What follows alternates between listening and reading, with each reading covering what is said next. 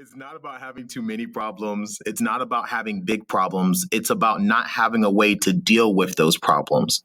So I would say poor conflict resolution and probably poor communication are the number one reasons I see marriages hurting and obviously marriages failing.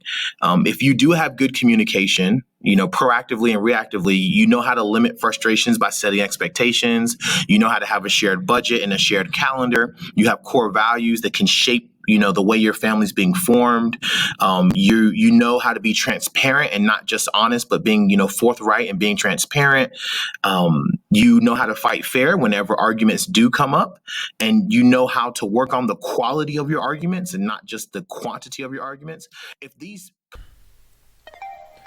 phenomenal followers, friends, and family. Welcome back to Young Black Married Christian Podcast. We know you fall into one of those categories. You may even fall into some of those categories, but even if you fall into none of those categories, we promise you that over the next few minutes, we are going to give you 4 to 5 tips to fortify the future of your marriage. Now, we know you're short on time. We know you're short on data, but do us a favor. If you can't make it all the way through the podcast, click the download button attached to the podcast and take us with you throughout your day. Now, there's a lot to get into. There's so much to get into, but we are going to do it for you. We are your hosts, Lashad and Doriana James, from all the way down in San Antonio, Texas, working hard to make sure your spouse doesn't become one of your exes. Oh my goodness, we have such an amazing show for you today. I was interviewed by Felice Mattheui. He is a public speaker. This man's an author. This man's a teacher. I love everything that he does, and he had a chance to interview us and talking about some of the biggest mistakes that people make inside of their marriage and how to avoid them. But before we get into that interview, I want to say what's up to Angelica, what's up to Sandra, Melissa Cribb, John Dyer, Cam G. I just want to say what's up to all of our phenomenal family who have joined our phenomenal family inner circle. Hello, phenomenally. What's up? Sharika, I see you. Sharika Holloman. Am I saying that right? Mm-hmm. I just want to say what's up to all of you. What's up, Alex Yurley? Hopefully I'm saying all of these names right. If I'm not, please forgive me. Just know I'm trying to reach out to you and show you that we love you. But we have an amazing show today. My favorite part of this show is where we talk about the fact that marriages don't fail because they have a lot of problems. Marriages fail because they don't have a way of dealing with these problems. Bars. Yeah, it's early. I know we're only like 2 minutes into the podcast and I'm already. Come on. So, no, seriously. So marriages don't fail because they have a lot of problems or because they have big problems. Marriages fail because they do not have a way of dealing with these problems as they arise. Yes. So we'll talk about that. I'm not going to spoil it. And then Dorian, I think you said your favorite part was how to deal with problems using transparency and honesty. First of all, that was my favorite thing. I don't know why you just had to spoil alert. I was trying to like pass you the alley. You just tee did it it. up. No, I didn't. I didn't explain it. You like. Okay. Go anyway. ahead, baby. You got it. So my favorite part of this podcast, dang, it doesn't even feel the same anymore. No, no, but yeah, my favorite part of this interview was talking about transparency versus honesty. And I've always loved this point when it had to do with relationships or just personally our relationship with God or our relationship with the people that we are walking in our relationship with God with. Just the difference between transparency and honesty. Honesty is if I ask you the right questions, then you will tell me the truth, and transparency being I will be forthcoming and like I can tell you what's going on in my heart without just waiting for you to say the right things. So it's being open, not just honest, but really like proactive in being honest. Yeah. And I think about honesty, when people go to court and you see them on television, they said, "Sir, did you delete this document?" And they're like, "To the best of my recollection, I did not." And then they stop talking. And like, "Okay, did you know the document was gone?" And they'll be like, "To the best of my recollection, I may have done some of that." And then they stop talking. Like that's honesty. Like they have to be honest under perjury of law. But transparency is someone just coming forward and say, "Here's where I may have made a mistake." I'm not trying to defend myself. I'm not trying to get out of trouble. I'm actually trying to seek a solution. So I'm going to be transparent and bring to you, what I did, why I did it, a mistake I may have made, and then trying to go from there. So look, we know you're going to enjoy this episode. If you'd like to go deeper with us and find some more episodes that are not even released on this podcasting stream, just click the link in the description of this episode. We have a training course that is available. We have some premium unreleased episodes that are available. And then we also have the Creating Your Family mission and vision statement that is also available for you. Listen, we love you guys. Enjoy this episode, and we'll see you on the other side. Yeah. What is up, everyone? My name is Felice Mattheui, and today I have the pleasure of interviewing a relationship expert and who I like to consider a good friend that I met on social media after having no choice but to be aware of the great tips that he's doing in the field of relationships, but more specifically, Christian marriage. And without further ado, let's introduce this guest. What's up, everyone? My name is LaShawn James. I'm very happy to be here. And thank you for that warm introduction, Felice. I need you around more often so I can get these positive affirmations in to fuel my day. But no, I really do appreciate that introduction. No problem, my brother. No problem. So this assignment, right? This interview is for an assignment that I'm doing for class. It's a radio podcasting class. And who else to interview for someone who has an incredible podcast that he's doing in the field of relationships, something that's definitely needed nowadays. Rashad, I'd like to hear a little bit more about why you started that podcast. What fueled that vision? So the vision got fueled by the fact that I realized that there's a lot of information about marriage that people are producing, but it's not getting to the people who need it the most. And I don't want to go too far into why that is, but what I've noticed is that there is information out there to help marriages grow. There's information out there to help marriages thrive, but it's not getting to the demographics that I think it should. And so what I decided to do is be more of a knowledge broker. If you think of a real estate broker connecting buyers and sellers, I'm more of that the knowledge broker that can take that information that's inside of the books, that's inside of the minds of great speakers and authors, and then try to distill it in a way where I can give it to other people. And that's how the podcast came about. And so my mission is to save 10,000 people from average marriages. So one way of doing that is just to have a podcast that's putting out this information to help them take their marriage from good to great and from great to phenomenal.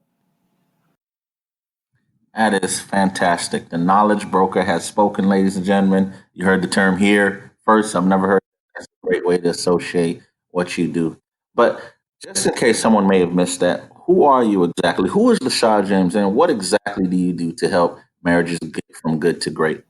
So I'm LaShawn James. I'm a Christian. I am a small business owner. I am a husband of 6 years to my beautiful wife, Doriana James. I'm a podcaster. I am a teacher.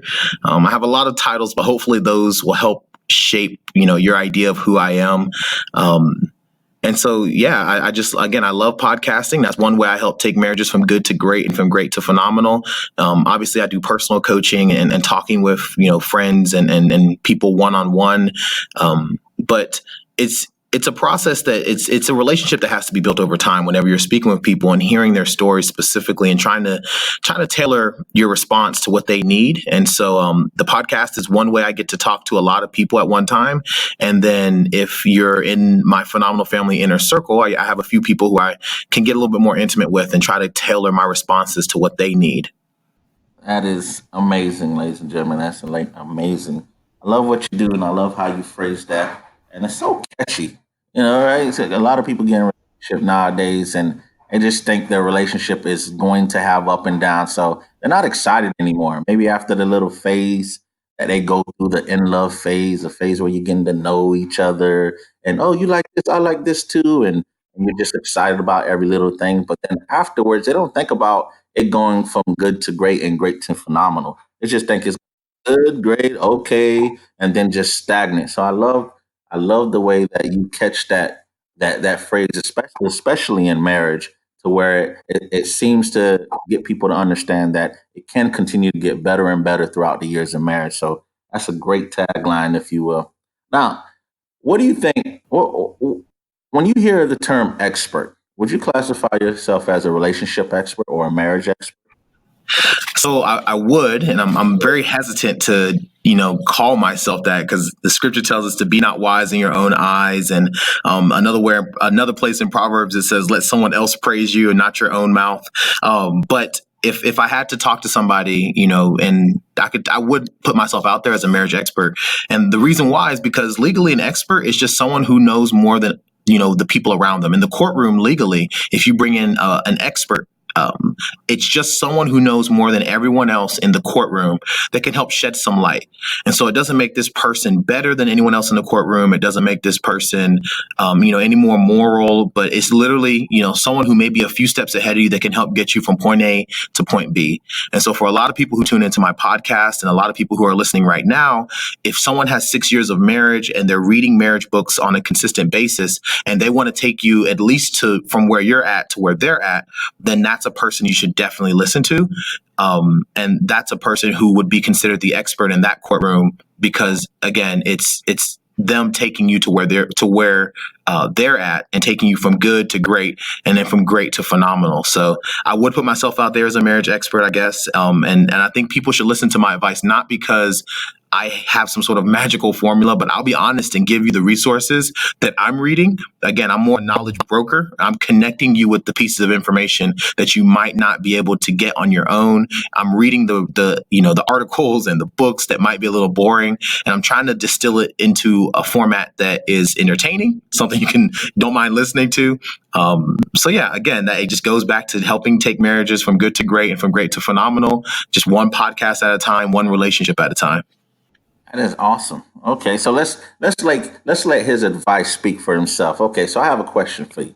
A question that I'm sure a lot of people that's listening would probably have, just to see what type of advice that you would give to someone in relation to relationships, right? Pun intended, or is that an alliteration? I don't know. I'm on the road today. But here's the question. Let's say you have 5 minutes.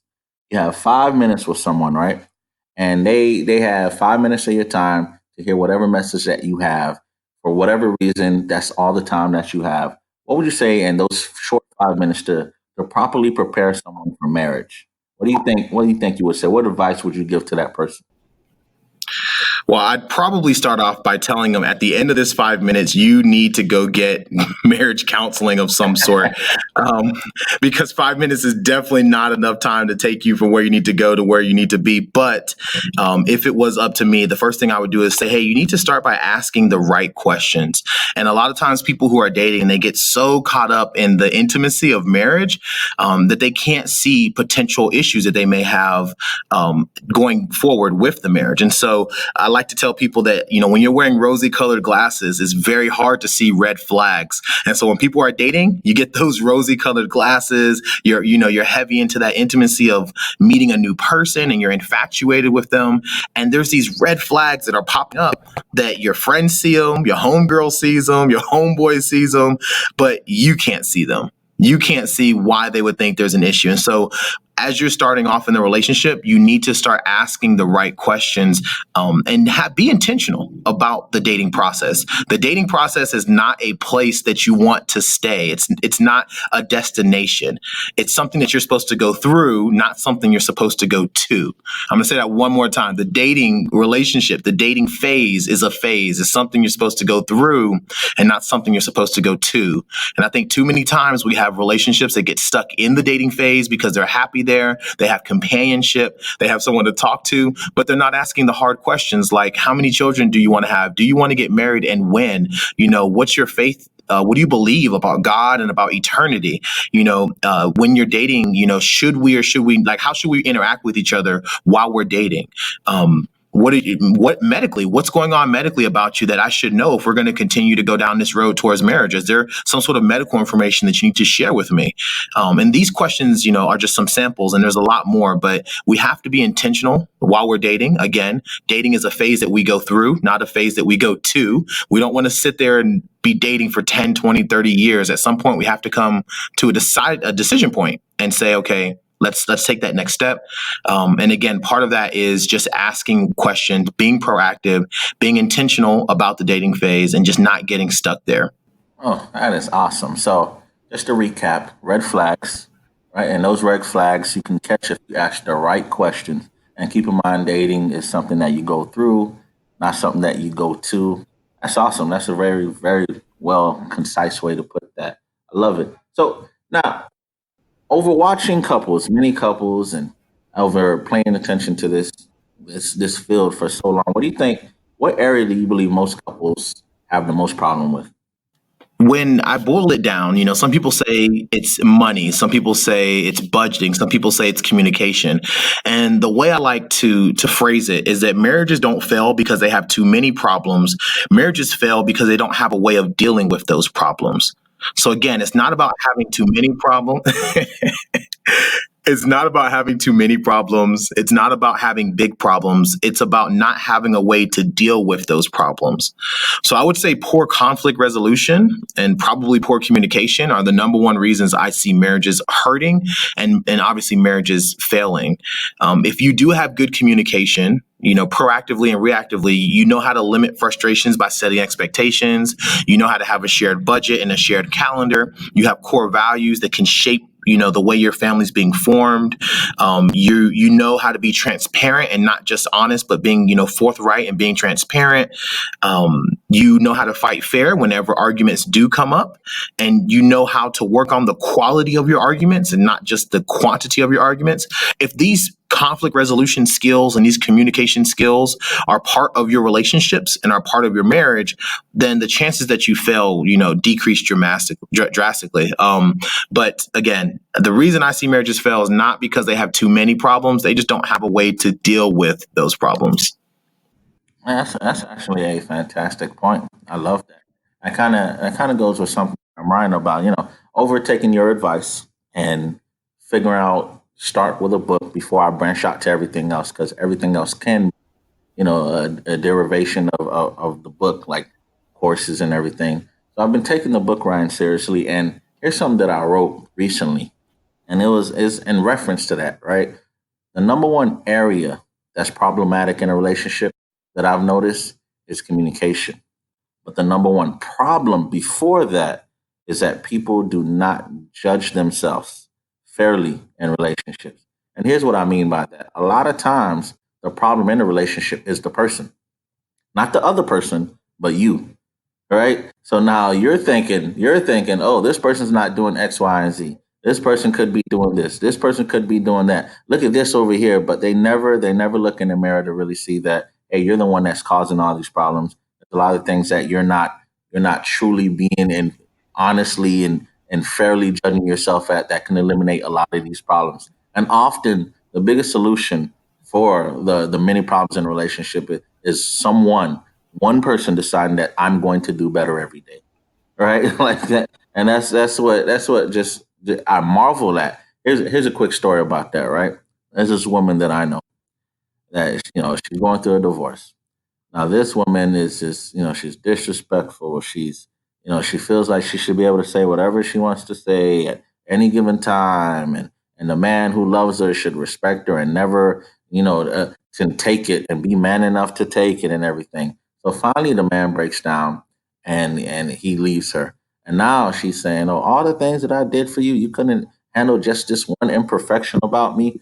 You see the perception there? All these problems derived, all these complicated problems derived from you. You meaning one person, whether it was the man or the woman, them, right? And now it led to all these other complicated problems that seem big, but it's not, because the simple solution that people often can't deal with is the fact that, hey, maybe I'm the problem, right? So that's just it trips me out more and more. I notice that, and if I watch any couple talk for a short period of time, I can almost with accuracy determine who causes the most problems in certain areas from just listening to a conversation. So I love the way you said. That's probably a loose way of saying that I agree with you that a lot of times it's not the quantity of problems, it's not knowing how to deal with problem. And I was offering that sometimes the solution is looking in the mirror and saying, "Hey, I am the problem."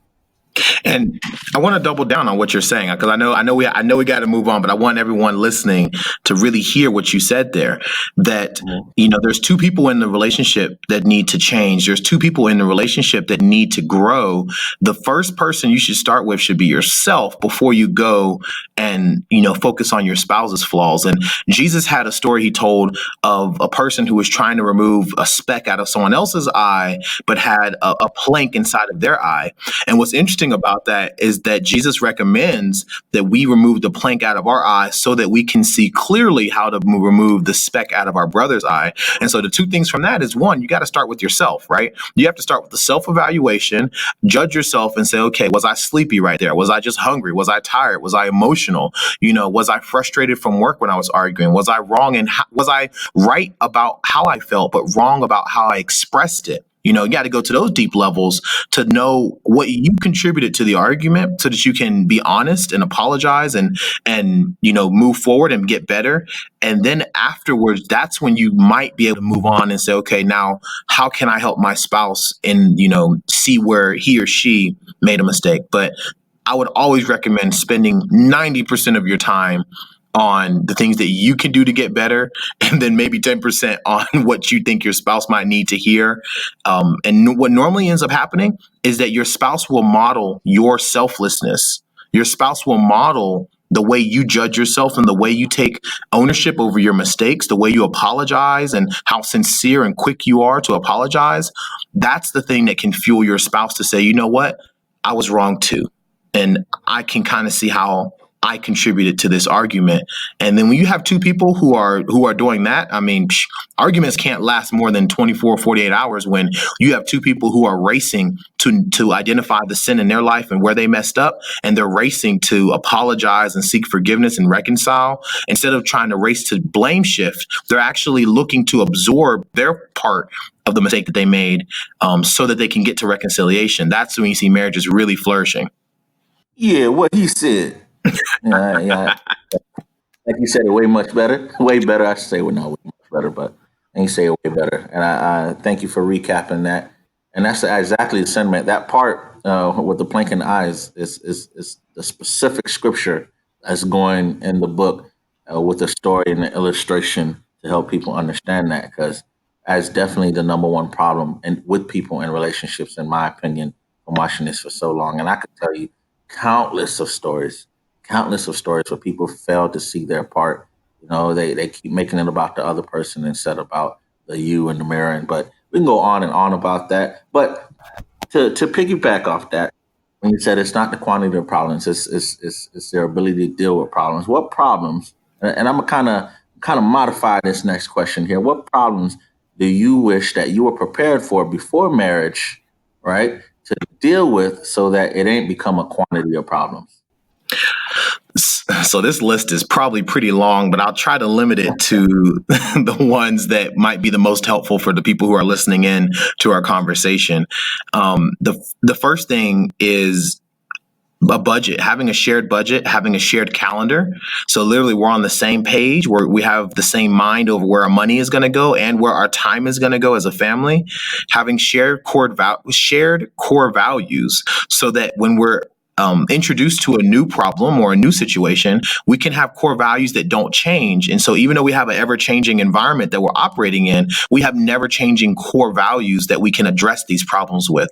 And so again, when we're confused on whether or not to, buy a new car, whether or not to take on a new venture with a job, we can just apply our core values to it. What else could there be? There's family worship. So how do I incorporate my faith into my family? How do I make sure that it's not just something I'm doing on Sunday, but something I'm living out each day of the week? So that was something that we struggled with early on. And then, if I had to throw one more in there, it would be how to fight fair. So what kind of rules do we have whenever we fight so that we don't attack each other and hurt each other and make permanent decisions based off of temporary feelings? So we don't want to make permanent decisions based off of temporary feelings, because the argument is temporary. But what I say out of my mouth during the argument, that's permanent. I can't take that back. And so do we have rules in place so that we don't make permanent decisions based off of temporary feelings, and we know how to fight fight fair. And so those are just a few of the things that I wish I knew going into a marriage. And again, there's actually, I have lessons and on each of these inside of the Phenomenal Family Inner Circle and the training courses that we have. And the reason I mention that is because I can't, just saying it doesn't teach it. There's levels to this, as they say, that you definitely want to, learn how to budget, learn how to do shared calendars. And so if I could go back, I wish I knew that preparing for marriage, how to do those budgets, how to have that shared calendar, how to incorporate faith into my family and have family worship time, how to fight fair. Those are just a few things that I wish I knew going into a marriage. That's awesome. The biggest thing that I take from that is where you said shared values, right? It was from doing a podcast with you that I coined the phrase that is now the slogan for my new website name and my new Instagram name, and that phrase was, "It's not about you, it's about you too." Right? And it's that shared that mimics that shared concept, right? And a lot of people get into relationships thinking about what they want to be filled, what they've been looking for, what they've been fantasizing about, who the person is going to be for them. They don't even get into a relationship. Most people don't get in a relationship thinking about the relationship, right? So I love the way you said about the shared values. That's extremely important. People have no idea how important that is, especially if you're a Christian. And Bible talks about being unequally yoked, and it's such a simple statement, so much depth that's often overlooked. And I've seen countless of people, whether we're talking about Christians or non-Christians, or if you just talk about two people with contrasting views about anything, like one parent may feel like their kids should go to public school, and another parent may feel like their kids should go to private school. There's a contrast right there, and that just not knowing how to solve that leads to a whole bunch of different other problems. So the shared values is extremely important. Thank you for mentioning that. And I want to, if I could jump in real quick, the when you go to a job, the first thing the job does is they teach you core values. So you got to have core to work at. My wife used to work at Bojangles, and to work at Bojangles, she had to take a training course on what the Bojangles core values were, just to serve chicken out of a window. She couldn't serve chicken out of a window until she knew the core values. And so when you join any sort of organization, the first thing you have to know is, what do we believe? Not what are we going to do, but what do we believe? And what we believe informs how we do what we do. And so when you get into a marriage, it should be, how much more should we have core values inside of a marriage? And I love the example that you brought up of public school versus private school, which is a very common question, which is just one of many questions you have to address whenever you get married. And I want to say that most of the time, you're not going to argue between a good idea and a bad idea. You're going to argue between two good ideas, or maybe a good idea and a great idea, either one of which will be successful as long as you both execute it together. But if you don't have, again, a way of addressing these problems and some core values that can help guide you to make tough decisions, then you're going to spend a lot of your energy arguing between two good ideas, or a good idea and a great idea, and you're going to be exhausted, and you're going to find yourself spinning your wheels. And so again, if you spend some extra time up front learning the core values of your family, you can apply them to tough decisions and begin to execute as a team, and not fight over who's individually going to have their way, be the way that you have to do it. Again, you just revert to the core values. So it's not about who's right, it's about what's right. And if we can agree on what's right in our core values, we don't have to fight about who's right during this one specific argument. That is awesome. And that's a great way to emphasize a very, very important message. Final question is, what do you think the biggest misconception about marriage is? And I ask this from the perspective of, nowadays in this generation, marriage is not appealing, right? Different people, dating different people, being romantically involved with different people, and having different experiences with the different experiences that different people can provide is more appealing. So from that perspective, what do you think the biggest misconception about marriage is? I would say the biggest misconception we have about marriage is that it's supposed to be fueled by happiness and not discipline. and that passion alone can shoulder the tough times that you're going to have inside of your marriage. And now we can talk about where this idea comes from. And if you know, for those of you who might have your phones out and you want to Google it, this is a very romantic idea, and not romantic in the sense of romantic novel, but romantic in the sense of it comes out of the Roman era, and a lot of romantic things that were written, and the idea of Cupid, and this idea that the Roman Empire kind of generated with literature of what relationships are supposed to look like. And in a romantic idea, if you have true love, then true love can last, and true love alone is powerful enough to, break curses, and true love alone is powerful enough so that you can live happily ever after, so long as you have true love. And if you do have this true love with the one that you found, that it'll be validated by feelings that you just can't ignore. And so it's a very passion, happy, driven kind of idea of marriage that's just completely unrealistic.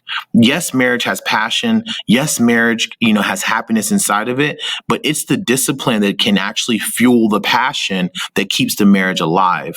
And I think that's the big point that people miss, that it's discipline that actually fuels the passion that keeps the marriage alive. That is fantastic. You heard it, ladies and gentlemen. The relationship expert has spoken. LaShawn James, take us home. Any final words, and let everybody know where they can get in contact with you and stay connected with you and get more of these awesome advices. So again, my final words would be, relationships, they take work, they take discipline. This is bigger than marriage. I don't want everyone listening to just leave here and think, my marriage, my specific marriage needs to be better. I need you to think more of, your friendships, your family members, your siblings, your mother, your father, and your dating life and your marriage. It takes work. It takes good communication, and it takes work. So please commit to studying and learning how to better love the ones that you're connected with. And so one way you can do that, specifically, talking about marriage, one way that you can do that is to connect with us at the Young Black Married Christian podcast. You can find it on iTunes, you can find it on Stitcher, you can find it on Spotify. And so just, grab your phone, pull it out, type Young Black Married Christian podcast into the search bar. You'll see a picture of me and my wife, and then just go through and start listening to some of our episodes. And again, we're here to give you the knowledge that you need to help your relationships thrive, to help take you from good to great, and from great to phenomenal. And so again, I'm really excited to get to connect with you there. There's more information about us and how to connect on a more intimate level. But I think the first step would definitely be just grabbing your phone and then looking up the Young Black Married Christian podcast, and then we'll go from there together. Young Black Married Christian podcast. Thank you, LaShawn James, for being interviewed, and thank you for fantastic tips that you've given. It's truly an honor, and I know anyone who listens to this seeking to have some Christian-based, biblical-based, just a passionate-based and practical way of dealing with relationships and the problems that will come. I know they'll find a tremendous value in listening to you. So thank you again. My pleasure. We promised you that over the next few minutes, we would give you 4 to 5 tips to fortify the future of your marriage. And Doriana, I think we did just that. I think so. So we will see you guys next time. Again, if you're looking to invest in your marriage and go a little bit deeper with us, we do have some training courses and some premium unreleased episodes and the Creating Your Family Mission and Vision Statement that are all on our website in the episode description of this episode. And we love you, and we will see you later. Bye. Wow. What? Just, let them go. Oh. Bye, guys.